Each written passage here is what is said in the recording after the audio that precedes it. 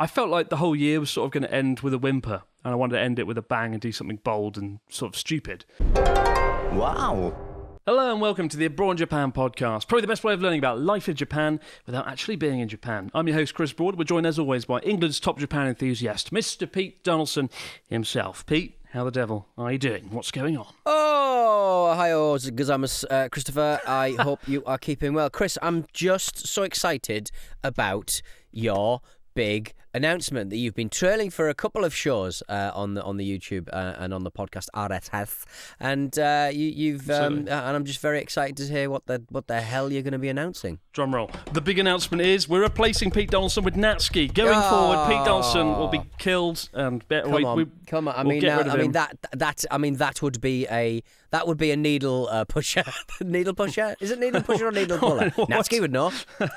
I mean, people would enjoy that, and that's unfair, Chris. You've put me in a situation where people will be in the comments saying, yes, let's have Natsuki on the show. But no, I think that'll be a nightmare. I think the reality of Natsuki compared to the kind of distilled version you put on your videos is that he's more chaotic, more monolinguistic, and more liable to not turn up on time. So true. And also, I'm very regular. There's several problems with Natsuki. Number one, he swears more than anyone in the universe, and even more than me and yourself. So every episode would be instantly demonetized. Number two, his English. He can speak English. I think there'll be a lot of communication breakdowns. But number three, Natsuki's biggest problem is whenever you mention like music or like an artist, he just starts listing off. I don't know if you've ever seen this. He just starts listing off every artist he knows. If whenever I introduce him to a friend from like the UK or Canada or America, you know, like an American friend, he'll be like, "Oh, America, Bon Jovi, it's like when Dolly Parton, Aretha Franklin," and he'll just list. It's like when he goes. It's like when he goes. When somebody said like they're from Texas, and he goes, "Oh, Stan Hansen." Like he just starts listing wrestlers from Texas. Stan Hansen, Von Erichs. It gets to the point that he just doesn't stop. And I've had friends literally standing there being like, yeah, that's right, Bon Jovi, yeah. Good. And so, but I posted a photo, and now this is how this is such a big deal. I've announced the announcement. Last week I did a post on social media, and in that post, there was a photo of Natsuki and I standing in the Fushimi Inari shrines. And people sort of thought, wow, is it Natsuki the movie too? Is it like a thing in Kyoto? What's going on? No, it's none of those things. The photo had nothing to do with the announcement, to be honest. But we have to rewind. Stay on 5 years for ago. crying out loud. It's been 5 years now since the original journey across Japan that you yourself were on, Pete. Where we travelled from Yamagata to Kagoshima by bicycle. It was a bit of an ill-fated series for one simple reason. I promised that it was going to be daily videos, right? Every day there's going to be a video, which you should never do when you're cycling 20 to 30 kilometres a day, filming it and editing it yourself. That was never going to end well, and it didn't end well. But during COVID, the series did really well. Actually, there was 28 episodes at the end, and I think people were sort of, during COVID, they sat inside and they binge-watched it, and that made me feel... kind of like, okay, maybe it was worth it after all. And you had fun yourself, didn't you, Pete? You had fun. I had lots of fun. One of the highlights of my Japanese trips was accompanying you on your little skedaddles. My little. Skedaddles. You got the best segment of the entire trip. Joey the Anime Man got a field in the middle of nowhere and like a hill. You got Osaka, Kyoto, and Kobe. You got a night out in Osaka. Big hitters, you got to see monkeys in Kyoto. And you got a bloody big steak in Kobe. And then straight after that, got a taxi with a man who's obsessed with boobies. You did get a taxi with a weird guy who had lots of breasts all over his dashboard. That was very odd.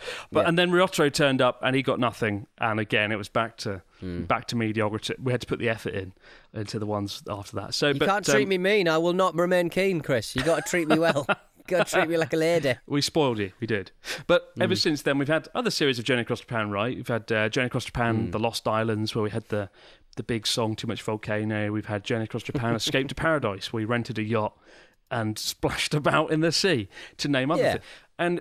But Journey Across Japan, nothing we've ever done since the original has ever captured the magic and excitement of that sort of daily vlog, episodic style and made it the whole aim of it was to make it feel like, you guys were there on the journey as well, right? And so I wanted to go back to that style. And so I'm pleased and scared almost to announce that we're going to be doing a new series this December. It kicks off literally 2 weeks from now, called Journey Across Japan Non-Stop North. Hey, this is where you put Non-Stop North. Yes. There you go. Now, it's going to be daily videos. I'm going to cycle. I'm going to film it. I'm going to edit it. I'm going to do it daily this time. No, I'm not. That's not going to happen. I've learned from my mistakes. I've hired a small army of people who are going to help make this crazy idea into reality. This time, it's going to be daily videos. Yeah. We've got a few editors on board. And we're going to be traveling from Tokyo to where the original Journey Across Japan started, and my favourite place in Japan, my original hometown, for my first 3 years as a teacher of Sakata. We're going to do it by travelling up through all 6 prefectures of Tohoku and sort of do a big lap around North Japan. Right. And I chose Tohoku for 2 reasons. Number one, it's an amazing area, beautiful place, very mysterious. And number two, I think less than 1% of foreign tourists visiting Japan actually go to Tohoku. I know where they all are, having just got back from Kyoto and Osaka. They're all over there. And I'm sure all those places are great. But also Tohoku, I think it's a really special place. There's some incredible things, and I want to get back up there and showcase it. I think I also realised that I've sort of neglected Tohoku a bit in the last few years because I'm worried about retreading stuff that I've done over the last sort of 7 or 8 years. And there will definitely be stuff that we've seen in previous episodes from like 6 or 7 years ago that you might have seen if you're one of the loyal few who've stuck around that long. But we are going to search out incredible people, mouth-watering food, jaw-dropping scenery, and it should be a really epic 21 days on the road. And also, like the original Journey Across Japan, we're going to have different guests as well. It's not going to be like a Jolly Boys holiday like the last few series of Journey Across Japan. It's going to be lots of different guests joining throughout to spice things up and sort of freshen things up along the way as well. And Pete Donaldson is not going to be one of them unless he can somehow find his way over. But he'll be watching it in 4K on his TV, right, Pete? I will be watching it in 4K, even though my monitor, although it is an ultra-wide with great HDR response rates, is very much not a 4K panel. But I am really looking forward to this, simply because I know for a fact that Chris is the least likely to delegate in anyone I know, and he is going to go slowly insane. He's going to have like hives by the end of it. He's going to have, he will have broken an arm. He will have a black eye. It's just going to be watching a man's like breakdown in 4K. So enjoy him while he lasts. Enjoy the podcast while it lasts, because Chris he's going to have a heavy bit of workload. For how long is it taking, Chris? Is it a month? It's going to be 24 days on the road. 24 days. So how many videos are we looking at? Around about 20 videos. I really want 21. There's something about the number 21 that excites me. I want to be like 21 days. Bleh. But yeah, so it should be about 21. And exciting. That's really exciting, Chris. It's exciting, yeah. You find peace afterwards. I hope you have a good Christmas. I mean, I originally was going to do a series called The 12 Days of Christmas, which I did a few years ago, and just do like videos every other day. And then, I've had this idea of doing Journey Across Japan for the longest time, and I was like, why don't I just do it in December? I felt like the whole year was sort of going to end with a whimper, and I wanted to end it with a bang and do something bold and sort of stupid. I must say, my biggest concern isn't the editing, because I've got quite a few editors in place to make sure this happens, and it's gonna, like, I've had to create a system where it alternates between editors, like the editors. So the videos are going to be daily, but there's going to be about a 2-day delay. So we'll shoot it on Monday, and then that episode would come out on sort of Thursday, right? Just so A, people don't know where we are, and B, there's a bit of a safety net there, because it will take like 2 days at least to edit one of these videos. But I'm most worried about the weather, because Tohoku has the worst, like the heaviest snowfall on the planet, particularly in the areas of Aomori and Akita where we're going. And to make matters worse or more difficult, I'm going to be doing it all, most likely, the form of transport. Obviously, it's not going to be a bicycle this time. And I didn't just want to do it in a normal car, because that takes some of the magic out of it. So I'm going to do it in a K car, which is going to be able to have like not much range, not going to be able to really drive it on the highways easily. It's going to be a crappy K car, and it's probably going to break down every day of the trip. But I thought, I don't why think not? so. Not with a good Toyota K car, you'll be absolutely fine. I would say with so have you got your editors and your team with you, or are you just going to be transferring files over from wherever you are for people to edit, or are they going to be on the road with you? Yeah, so I didn't want to risk having the editors like remotely editing in Tokyo or in a hotel room. They're going to be there with us. We've got a little RV. I don't know if you remember. About 6 months ago, I did a video with Charla. We went to Mount Fuji and we rented, we got given this thing called the Nomad Pro, quite a small RV, really tiny RV actually. It's like a little truck, like a canter truck, and they'd converted the inside into a little, really, really tiny RV. But that RV had 2 monitors inside of it, and so it's got a table. You can hook the laptop that we'll use up to the 2 monitors, and the editors can sort of see what's going on. So that's the way we're going to do that. It's like when they do VAR in the Premier League. They've got a little truck and they've got loads of screens and referees looking at the screens to see whether there's been a foul or a red card. Fascinating. It's going to be like that. It's going to be like that, but not as good. But hopefully we can fit everyone. There'll be 2 editors at any one time working away. I'm hoping they can both fit in the RV. Otherwise, we're stuffed. And there's going to be guests joining. There's going to be guests joining. It's going to be Jessies. I don't know if I'll say who they are yet. You could probably guess who most of them are anyway. But yeah, I think that's pretty much it. Post Malone. Post Malone's going to be doing it with him. Oh, and as for the title, we were going to call it.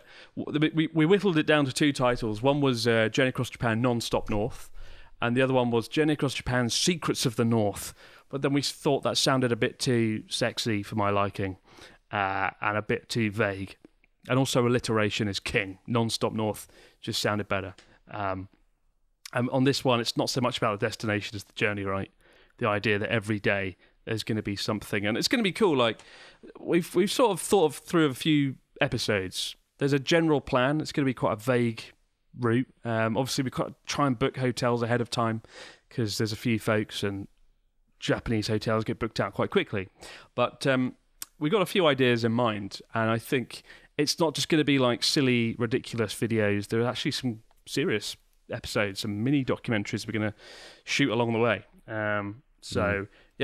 This is a really bold project, and I really hope it works.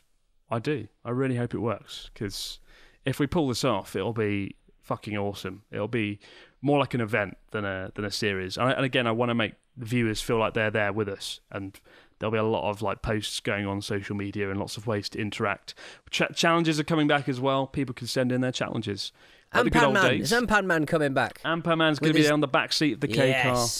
If we crash, he'll be going through the windscreen first. Bits of Ampan-Man found on the Tohoku motorway, left, right, and centre. Well, I mean, because obviously Tokyo's been experiencing record temperatures this month. In fact, are you kind of confident that the weather might not be quite as aggressive in Tohoku this time round? I think it's hard to know, really, isn't it? It has been really hot. It's been the hottest recorded year in the last 100 years, I think. And just literally last week, it was 24 degrees. Today, actually pretty cold. It's really cold. Right. So I'm not so sure what to expect.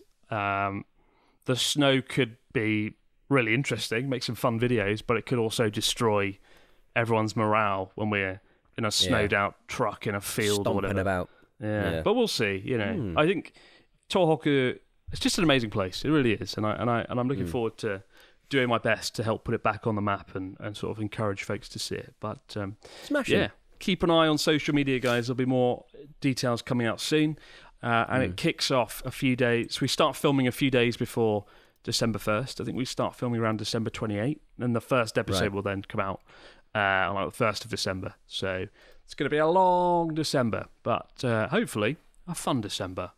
But there's one location I do want to see. There's a brand new island that Japan, one of the few countries on Earth where it could just randomly get some more land, just generate out of nothing. And this week, in the sea south of Japan, around Ogasawara chain, not too far from where Connor and I went to our video back in August, September, an island has just popped up out of nowhere. Tell us about it, Pete. Tell us about this new land that Japan has got out of nothing. We've got a new island, and I'm sure all of the influencers and YouTubers and Johnny Somali will be heading towards this little island chain sooner rather than later. Yeah, eruptions from an undersea volcano have apparently created a little island in the Ogasawara island chain, more than 1,000 kilometres south of Tokyo in the Pacific Ocean. The Maritime Self-Defense Forces Air Base on Iwato Island, previously known as Iwajima Island, obviously very famous in the war, confirmed on November the 1st that new land has emerged about 1 kilometre off the southern coast of the island. They heard a loud noise, the people on the island, or the personnel station there anyway, saw earth and sand set high into the air and confirmed the existence of the new isle. When you imagine these things coming out of the sea, you don't sort of imagine it just going like something out of Zelda. But yeah, it's happened. Volcanic tremors have been detected on Iwato Island every few minutes since around October 21st, followed by eruptions. And now we got a new, is it islet or islet? Islet, isn't it? Islet. Islets. I don't know. What was the one that's in the air? The islet of Lagerhans or something? Iwato Island itself has been rising due to the volcanic activity. Pumice stones likely spewed by the volcano were found in the sea near the island. So a lot of rocks and stones that have been ejected from the crater have found themselves on the seafloor and created a bit of an island. So no doubt, I don't know how it works. I don't know who can claim this island. I mean, presume it is Japanese. You can't just go in there and go, right, I've got mining rights. It's the real Journey Across Japan. Journey Across Japan, exactly. Island heist. Conquistador. But this, it's funny. This sort of thing happens. It's not the first time it's happened, obviously, that a volcano just wills an island into existence off the coast of Japan. I love that this year, up until for the longest time, I think Japan had like 6,000 islands, right? And then this year, the meteorological agency use a satellite, a new sort of satellite, to look over the country, and they detected there was actually 14,000 islands or something ridiculous hidden down the back of the sofa, right? 14,000 islands, Japan. And now they've got another one to add to that tally. Yeah. So enjoy. Your cup floweth over with volcanic pumice. Yeah, it's a shame the island hasn't got gold sticking out of it. Imagine that. Exactly. The island popped out and it's full of gold, platinum and uranium. Yeah, dream on, dream on.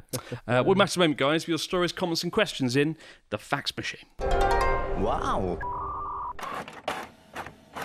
And we're back with the fax machine. What have we got this week from our listeners? Mr. Donaldson, fill us in. Hi kiddos, it's Jared here. I'm a long-time fan, watching your channel for the last 6 years, from 13 to 19 years old. I've noticed that many Japanese people think that Japan is a place where nothing is especially amazing. That might be why a lot of Japanese people get flattered at the praise that rightly gets thrown towards their country and culture. With this in mind, my question to you is, in your experience of living in Japan, how do you think Japanese people think that Westerners view their country? Are you sort of... When you talk to people about Japan, do they sort of like, oh, this old thing? Thing.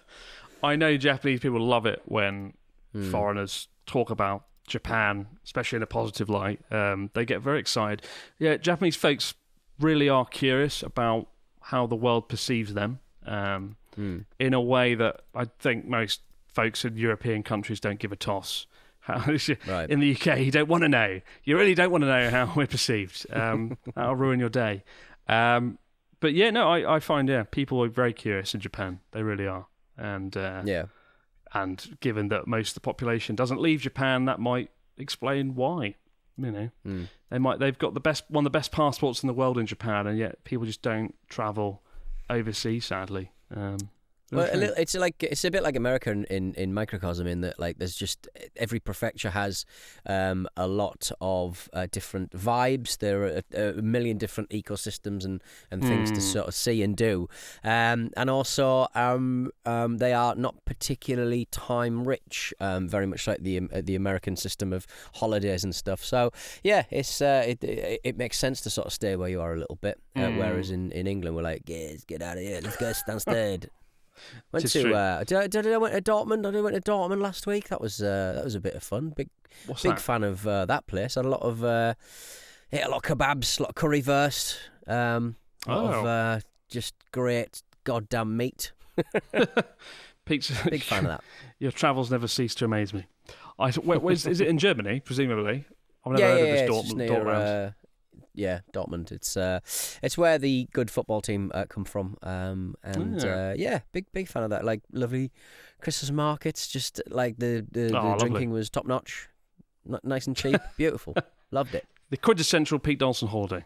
Exactly. Drinking and Christmas markets. Tony says, Konnichiwa, clear-headed Chris and psychedelic Pete. My name's Tony. I'm from southwest Finland. I'm an enthusiastic sailor. Wow. And with my little 24-foot sailboat, I'm curious about how into sailing Japanese people are. I've been looking on Google Maps, but I haven't seen many marinas on the coastline. Best regards from the Finnish archipelago. Keep up the good work, Tony. I mean, there's a fair few. People do love sailing here, but I think it is mainly sort of fishing. Lots of fishing. Right. That doesn't count, does it? But no, you never see anyone on like a fishing boat doing this. But if you've got a sailboat, everyone's always and drinking Chianti. It's true. I don't. I mean, yeah, they do exist, but I don't think it's as popular a pastime as it is in Europe. But I don't know. Maybe I'm completely wrong there. But it does exist. One from Nicholas. Hello, Daddy Donaldson and Baby Broad. I'm now halfway through my 3-month-long trip across Japan. I'm sorry if you can hear there's a big siren in the background. Crime is happening. It was somebody. Crime is happening. The thing about like police vans in Japan is it's actually like it sounds almost like a flute. It's not an aggressive sound. It's like. It's the festival of sailing. It's here. It's happening. No, it's crime. It's just crime. Yeah. I'm halfway through my 3-month-long trip across Japan. I've been having a whale of a time. I got force-fed natto, fermented soybeans by some locals, met an actor from the brilliant Japanese movie Beyond the Infinite 2 Minutes, and visited the Showa Khan, where the second Dr. Jelly advert was filmed. I was there, actually, the other day filming the Showa Museum in Takayama, and while I was there, some foreign viewers, some foreign tourists there, and viewers of Abroad in Japan saw me and were gobsmacked that I was just there in the set of where Dr. Jelly in the 2 commercial was filmed. Right. They were like, "Wow, we can't believe this. What the hell are you doing here?" I was like, I'm always here every day. But I have 2 questions. Continues our question from Nicholas. Where do I find T-shirts or other apparel with decoration English? And is it actually true that going to big tourist spots, especially those with high cultural value, something like Kinkakuji or Kiyomizu-dera, are best avoided on weekends? Many thanks for all you guys, or everything you've done. All the best from Switzerland, although I'm technically in Kyoto right now. Nicholas. I mean, number one, T-shirts with crazy words on are literally everywhere in Japan. Don Quixote, though, is a very good start. The English, the T-shirt section there, I could spend hours walking around there trying to find all the weird stuff. And as for the weekends, they probably are a bit busier because then you've got Japanese tourists to deal with as well. So yeah, I do think it's busier on the weekend. But honestly, it might not be enough to notice. When I was in Kyoto, literally all this week, it was sort of Tuesday, Wednesday, it was formidably busy. And I thought, there's no way there could be more people than this. So if there's more people than that on a weekend, I worry for the fate of Kyoto. Really, I do. Yeah. My God. But I mean, we went up that sort of way like quite early in the morning. But I mean, I imagine it gets very, very busy. But I don't mind it. You only see it once, really, don't you? That sort of thing. And then you just sort off and never do it again. Yeah. Both Natsuki and I were. Have a cucumber. Well, both Natsuki and I weren't overly enamoured by the Arashiyama bamboo forest. Like, it's very nice, but it's quite small, isn't it? There are other bamboo forests to get involved with as well. Oh yeah. But it's very small and very crowded, and I feel like it's the sort of place you should get up at like 5 a.m. and go if you're mental, because that's the only time you could really appreciate it. because I certainly couldn't when I was dodging bloody rickshaws and 500,000 people. Keep the stories, questions, comments coming in, guys, to abroadinjapanpodcast@gmail.com, or leave a question below if you're watching on YouTube with the hashtag FaxMachine, and we'll pick a few out. But for now, no matter where you might be out in the big wide world, we'll see you again later in the week. But have yourselves a good one, guys, and I hope you're as excited about a journey across Japan non-stop north as I am. Although I'm also very worried and stressed right now. Chris is in trouble. It's going to be good, though. Chris is in trouble. It's going to be good. I'm telling you. It's going to be good. Bye-bye. See you then.